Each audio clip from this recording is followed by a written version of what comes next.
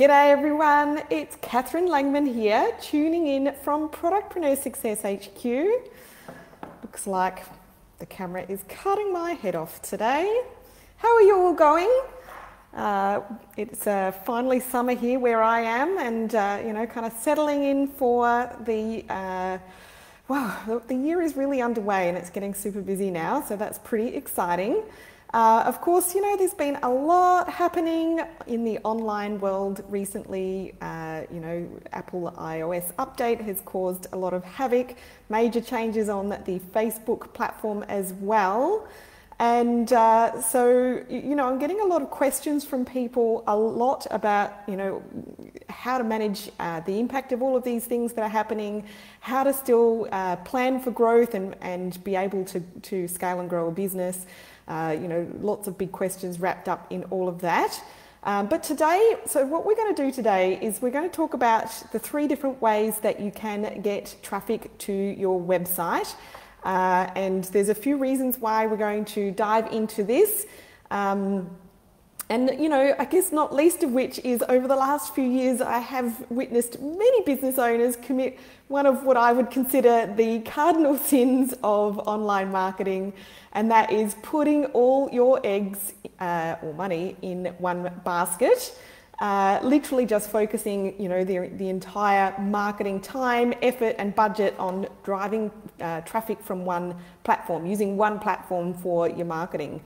So, hands up if that's been you, and bonus points if you want to own up for anything that has kind of happened to you as a result from using that sort of a strategy. In recent times, that one platform has typically been, or platforms are owned by the same company, Facebook and Instagram, particularly for e-commerce brands, of course. But so many times over my career, I have seen this happen over and over again to the detriment of businesses. And I've certainly seen people really pretty much lose their business when a rug was pulled from under them with changes to platforms. So, at the end of the day, platforms do change on a dime and with zero warning or notice to users of those platforms, which is really frustrating. I totally get it. This is our business as well, and we are in the same boat. It is really frustrating when these things change and we have to figure it all out again. But it's, history tells us it just happens over and over again. Like a decade or so ago, I could probably look it up and find out exactly when it happened, but Google rolled out a couple of really major updates to their platform that really severely impacted the way that websites did their search engine optimization. There had been a lot of kind of really what's called black hat practices, but really, nefarious kind of people just kind of gamed the system, I suppose. And, so I guess Google was just trying to, put a stop to that, which is fair enough. However, I guess the way that legitimate businesses had been doing their SEO to get traffic from Google just changed overnight, right? And this caused the traffic and sales of these sorts of online stores who relied, on their search traffic basically to drop to zero, and websites literally did disappear from Google. I had one of my very earliest clients in this business was impacted, and through no fault of their own, and they really had a big effort to go through to come back from that. And then Facebook came around, and initially it was free and it provided some really awesome engagement, organic engagement and traffic for early adopters, businesses as well as individuals. And that was fabulous. I remember that in my business. My first business was around when Facebook launched and kind of took off. And then, of course, Facebook rolled out an algorithm change that, pretty much stopped businesses' content, business page content from being seen unless they paid for it. And there was, understandably a bit of an uproar when that happened. But then a few years ago, the same phenomenon happened on the Instagram platform as well.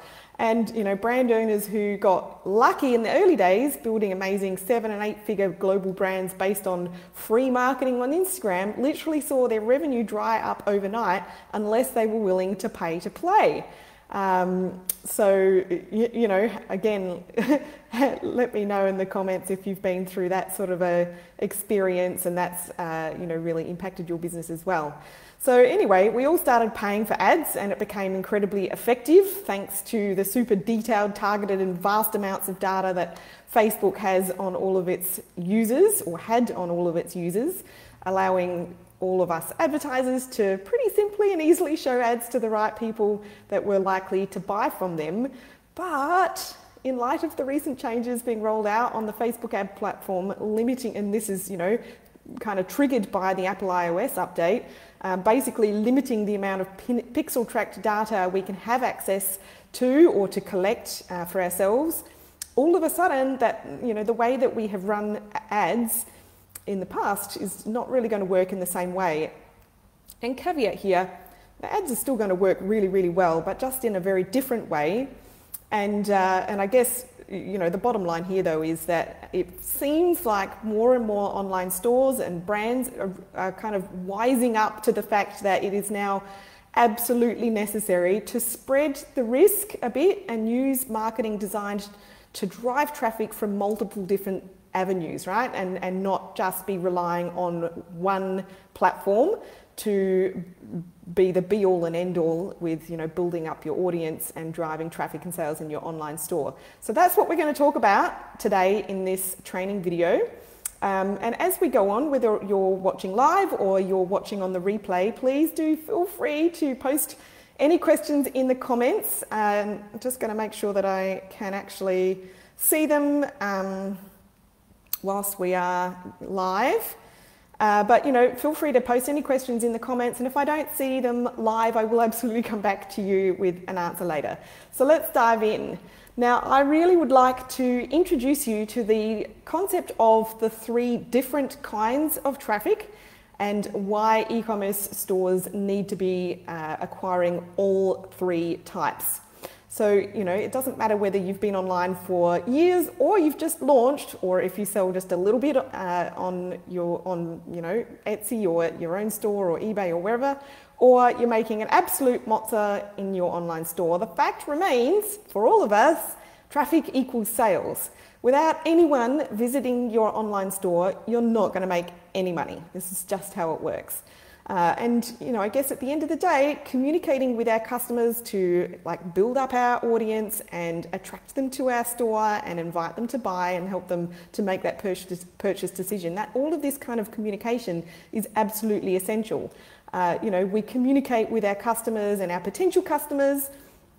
Well, I hope you're communicating with them in a variety of different ways in order to build your brand and attract new and repeat customers. And of course, some of our content should be designed to attract new people to your website and to buy. You know, there'll be various different types of content for that. Sometimes your content is designed to educate and, you know, I guess build, kind of lay the pathway to help somebody get from the point where they're just thinking about it to actually making a purchase. And sometimes content is designed to convert on the spot, right? And by convert, I mean actually make a sale. And, you know, one example of that kind of content is your product descriptions on your website. So when it comes to all of the different types of content that you can have and should have, what is the winning strategy? So as I kind of introduced, I want you to think about the concept of 3 primary traffic strategies for attracting visitors to your website. Visitors and customers, of course.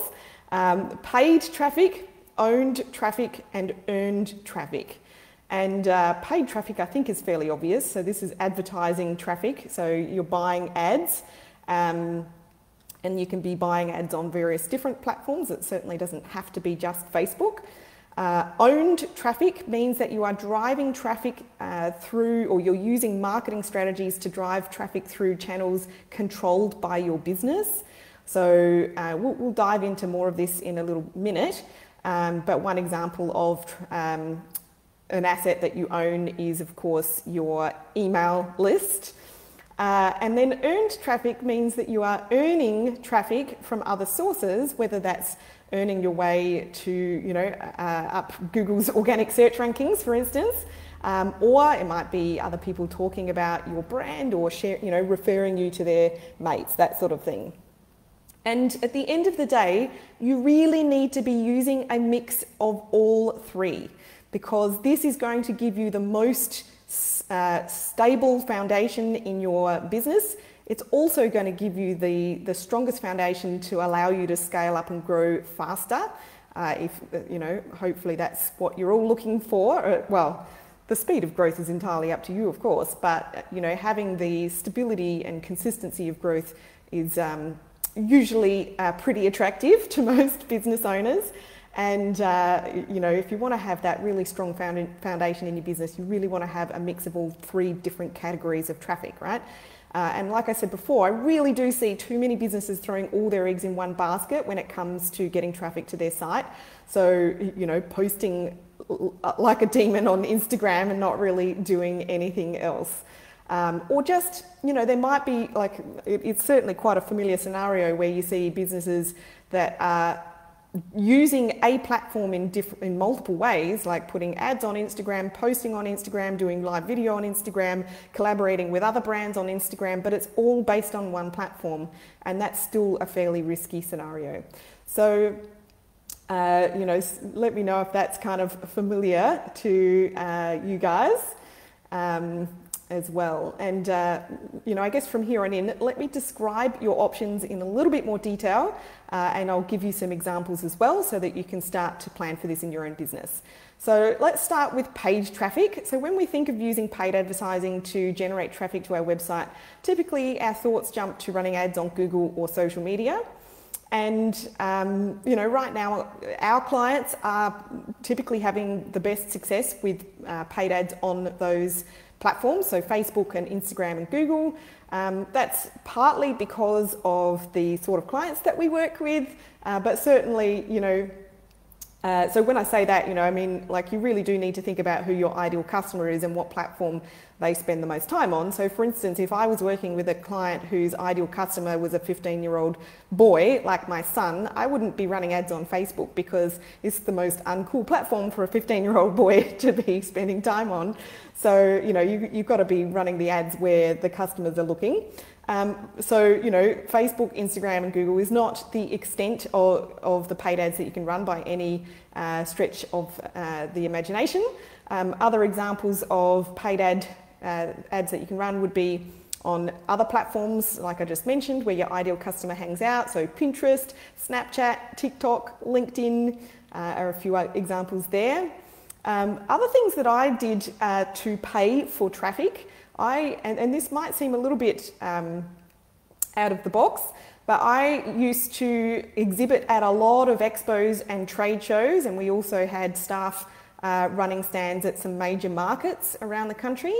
And so obviously that doesn't sound like it's driving traffic to the website, but with all of those exhibits and trade shows, etc., we had a permanent website listing, so an ad that was permanently on the website of the expos and trade shows, linking to our website, and it was actually one of our top referrers. So that was a really tremendous way to pay to get some traffic to our website.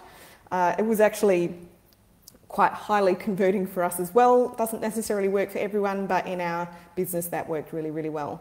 Other ways that you can pay for traffic would be paying bloggers and or influencers to write or post about your products on social media. You can also run print or outdoor or TV advertising. So this is more broadcast style media.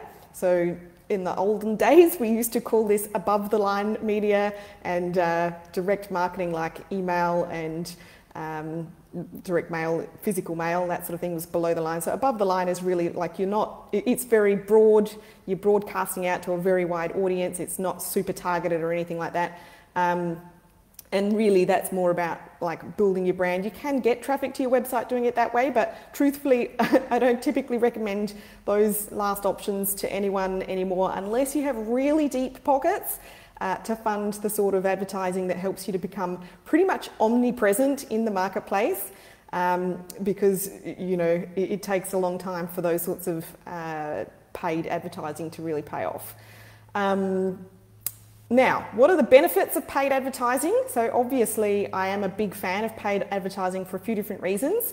So paying for your ads, you know, especially if you are using platforms like Facebook and Instagram and Google, etc., you know, it really does allow you to reach a large audience for a comparably small budget. Like, you know, compared to spending money on TV advertising, for instance, or outdoor billboards, for instance. I used to produce that sort of advertising for clients in my past corporate careers. This is a long time ago now, but you know, that stuff's really, really, really expensive. So compared to that, paying for ads on platforms like Google and Facebook, etc., it's really cheap to reach your target audience in that way.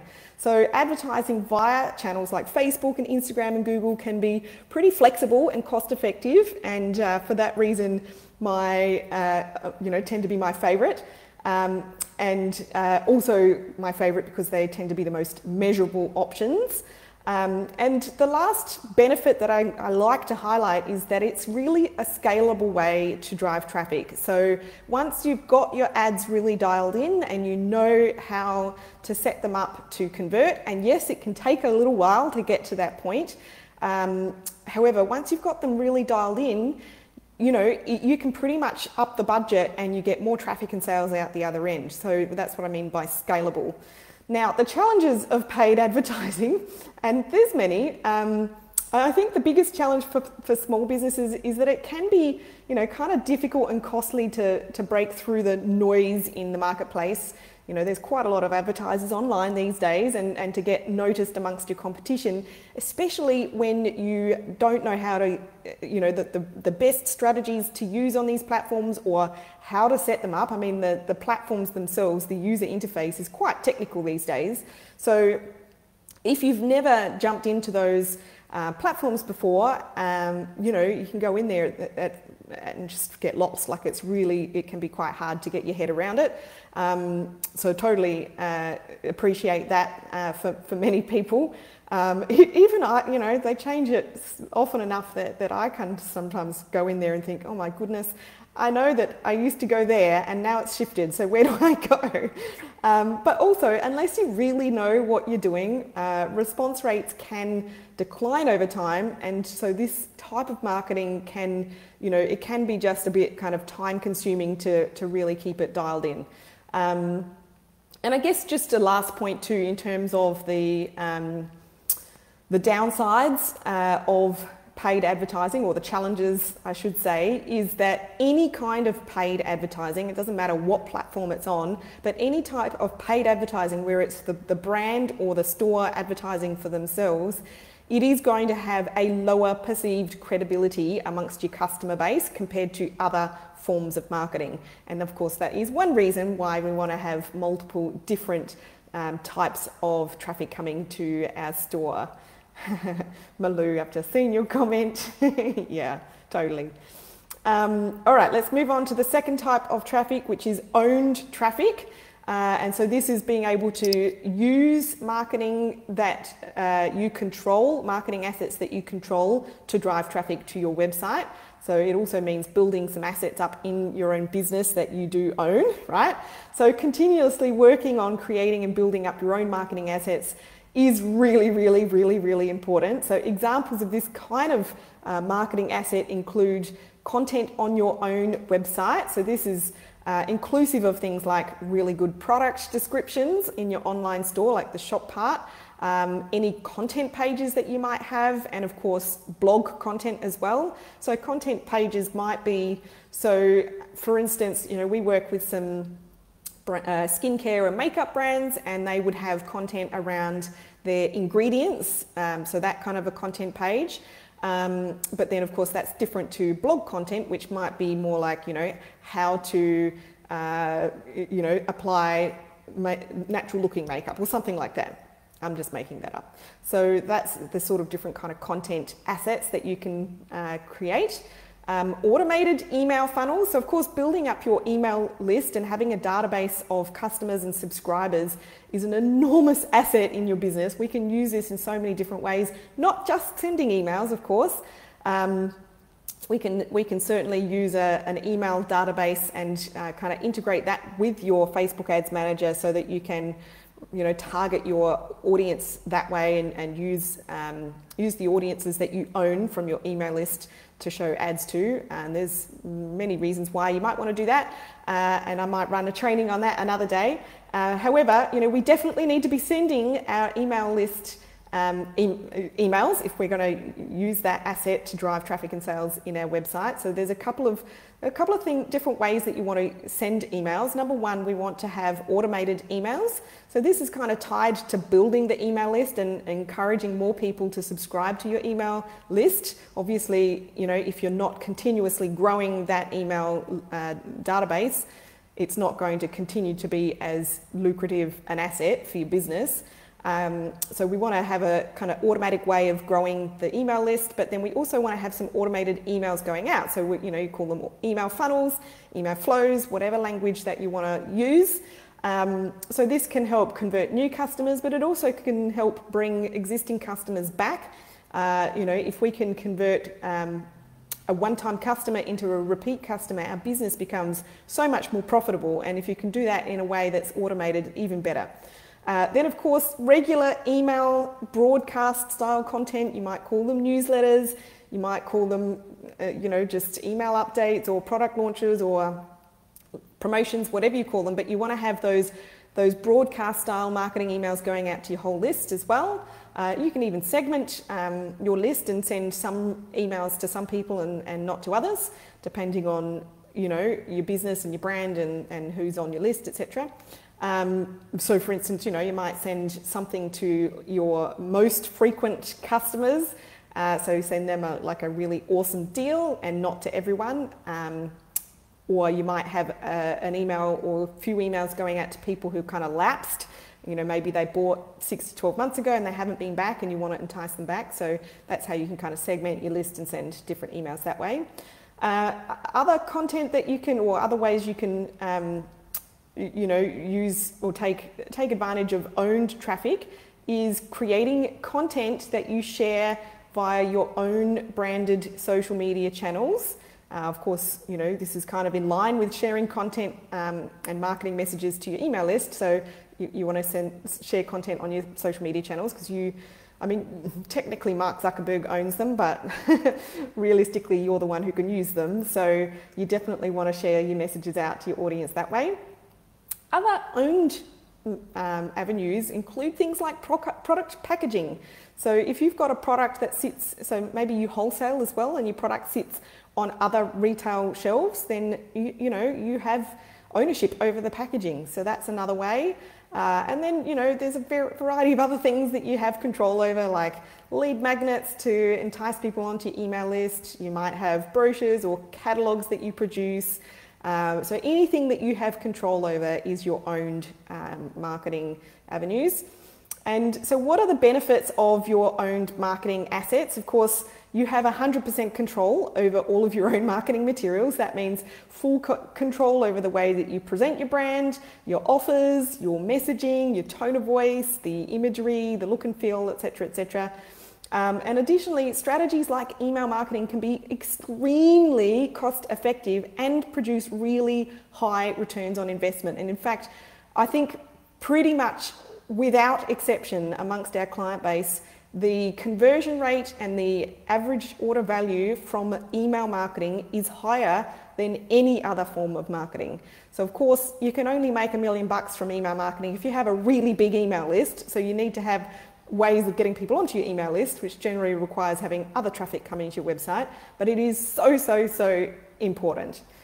Now, challenges of your owned marketing assets. The biggest challenge really with creating and distributing your own marketing content is that it requires consistent and ongoing work in order to be effective. And, so we do need to factor that into our time, especially if we're startups. You kind of have to just pick and choose your battles and just make sure you pick at least one thing out of the owned traffic bucket, if you like. And then as you kind of get that bedded down and you know, you've got into the swing of things, you can add something else and so on and so forth. But additionally, with owned traffic, it's not really scalable. You know, without other traffic generating strategies to supplement them, like I was just saying, you know, with your email list, obviously it converts really highly and the average order value, etc., can be really high. But unless you've got a really enormous email list, you're not going to make $1 million from it. And to get a really enormous email list, you've got to have other traffic coming to your website. So typically, you know, you wouldn't classify owned traffic strategies as a set and forget kind of marketing activity. And I certainly wouldn't call it a get rich quick strategy. However, it is probably you know, to me, it's like the linchpin of the successful e-commerce business. It's without some, you know, focusing consistently on building up these owned marketing assets, you know, it's like a house of cards. It can all fall down. All right, so we're done with owned. So now let's talk about the third one, which is earned. I'm getting all my words wixed, as my kids will say. So earned traffic being the third one here. While I would say most e-commerce businesses, you know, tend to naturally focus on paid and owned marketing, not as many work that hard at earned traffic. But it's, you know, again, it can be a really valuable part of the mix. So what is earned traffic? It's what happens when people really love your stuff and they share it via word of mouth, or, you know, you might get a call, like a mention in some traditional media or on other people's social media. So things like mentions, shares, reposts, comments, and other social media engagement from other people. So this is not you, the brand, talking about yourself, it's other people talking about you.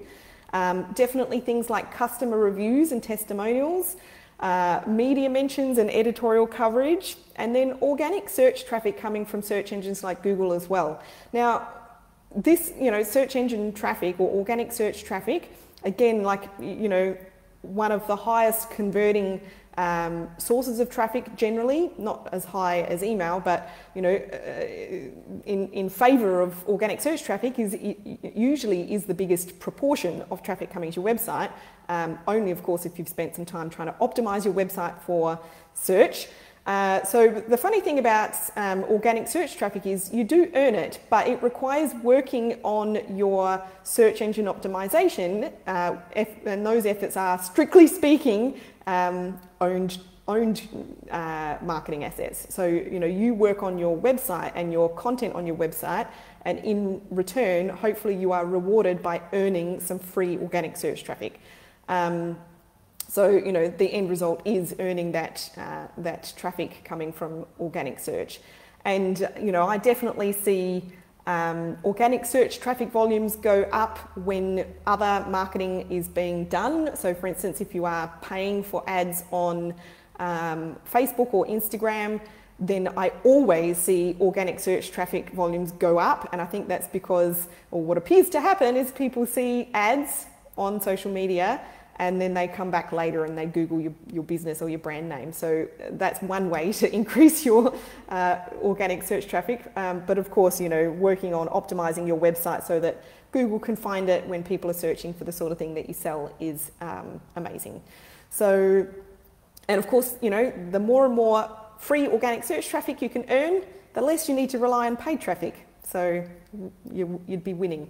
Now, the benefits of your earned marketing, so earning unsolicited recommendations, you know, pretty much the number one most influential kind of marketing, because word of mouth has actually been proven many times to have the highest credibility of any kind of message about your brand. And additionally, any kind of earned marketing will reinforce the paid advertising that you're doing, like I just kind of hinted at, and improve your overall results. So it's, you know, really important to have for those reasons. But the challenges of earned marketing, so, you know, there are still some downsides to this strategy. Firstly, you don't really have much control over it. So, you know, aside from simply asking customers to provide a review or a recommendation, or trying to chip away at, you know, creating content on your website that Google likes and rewards you with, you know, the organic search traffic, but that's literally the only control that you have. So, you know, you're also not in control of the ability to scale or increase the amount of traffic that you get to your website from, reviews or recommendations or organic search. You will see all of that increase with the efforts, but it's not like you can just turn on a tap like you can with paid traffic, where you can put more money in and more traffic and sales come out the other end. So, whilst I do want you to work on your earned marketing, please don't just rely on that as your only means of getting traffic to your website. And, not least because chances are Google will change again. And, if we're only relying on that search traffic or, word of mouth reviews and testimonials appearing on the internet for people to search, then what happens when that platform changes again? So we really need to mitigate our risk by having multiple different channels, right? Also, if you are someone who wants to rely on brand reps or influencers for all of your marketing, then this again, it's a really important lesson for you guys to really spread the effort and the marketing budget across all these different areas. All right, I've been talking a lot, so that is what I have for you today.